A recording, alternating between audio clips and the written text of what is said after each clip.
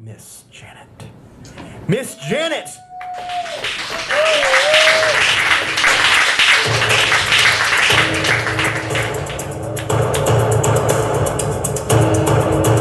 That doesn't sound familiar, but that's cool. I don't have any music. Okay, well, I gave you the music. I thought you had it, but No. that's okay. Oh, you emailed it to me. Yeah, you have it, but I'm that's sorry. okay. That's quite all right. I have no idea what that was, and that was awesome. Hi. Hi, my name is Janet. I have 3 poems for you today. This first one is relatively new, and it was given to... I'm sorry.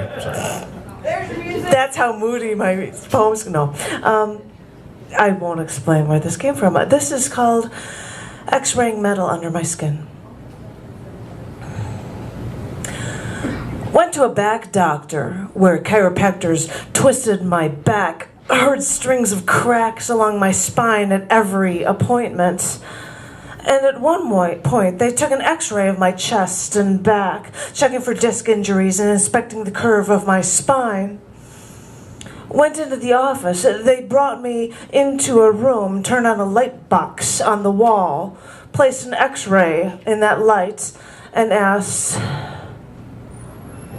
"What is this?" And they pointed to what almost looked like an angular spider missing a few legs in one of my veins. I stared at it for a moment. I think my eyes then turned into saucers, and then I realized what this foreign object was in my body. "Oh, that's a Vena Cava filter," I told them. "It was placed in me when I was in a coma, and I didn't know if I would ever wake up."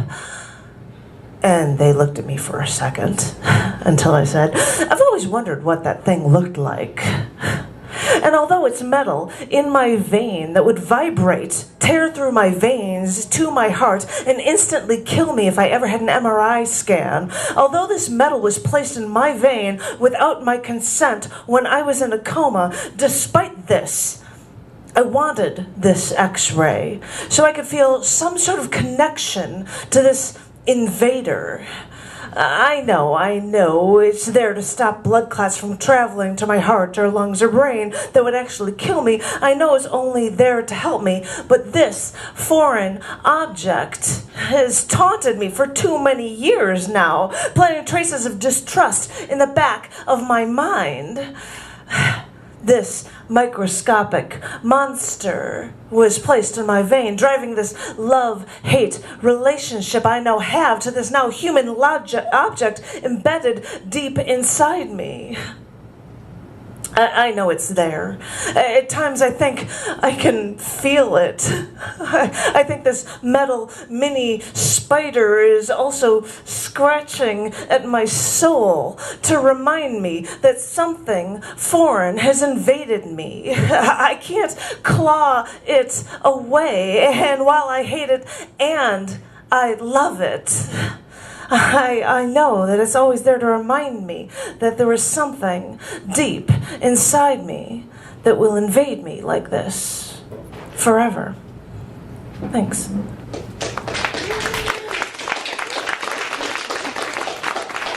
There's one I know. Hi.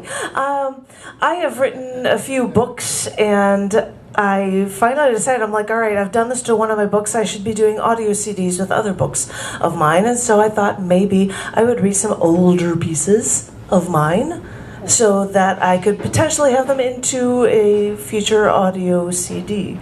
And as far as I know, these 2 are in my book Oeuvre, which is a collection book, though I don't know if it's in other books or not. So I'm going to read 2 older pieces, and I hope you like them. We'll see how it goes. This one is called Burning Building. This is what you don't allow me to say. These words I utter are a plea for help, and you tell me you want to be the hand that pulls me from the burning building. And every time I try to be rescued, you turn your back and walk away. So I will rescue myself again this time, and I will wonder if I should stop trying and allow myself to perish in the flames. Now all I have to do is sit and wait for another disaster to consume me. And sitting in silence is exactly what I will do. Why do you tell me one thing and do another? Why do you run away when I need you the most? I am stepping over the wooden beams now, and my flames are all around me. Here, look at the blood dripping from my arms. Here, smell my flesh burning. This is what you do. I do not walk away unscathed. I never do. But now that I wait for my next burning building, I now know I will never allow myself to enter it. Why can't I just allow myself to perish? I try, and every time at the last minute, my figure steps over the charred remains and saves me. If only there were no more burning buildings. If only I didn't have to save myself all the time.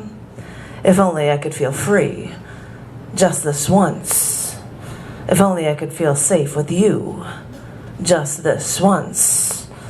If only your words weren't empty promises.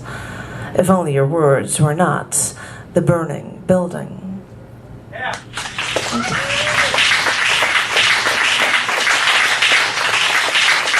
I know other pieces.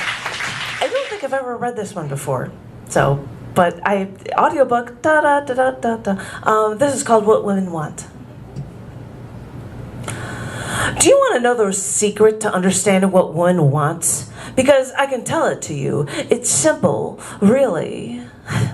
All women want is for their lover to know what they need without them having to ask and without them having to tell. Oh, yes, and for you to do it, too. That's another part of it. They want men to know what to them seems obvious. But you men, you can't do what they want, even when they tell you what they need, point blank, and there's no guessing game, which, when they tell you, you've lost half the battle. But the least you could do is make it up in the second half. It's the least you could do to tell them that you love them and hold them and be their knight in shining armor. They know that you're not riding up on a white horse coming to sweep them off their feet and ride off into the sunset. But throw them this bone every once in a while. Give them the scraps from your plate under the table give them a little something. They're yelping under the table, hoping that you can understand their pleas. They're shivering in the doghouse while they should be by your side. Because they're starving over here, and it seems that only you can give them what they need, much less what they want. It's simple, really. They need attention. They desperately need it. And they're tired of asking because they shouldn't have to ask. This is the key to understanding what women want. So please, do something with this knowledge and save the one you love. Thank you.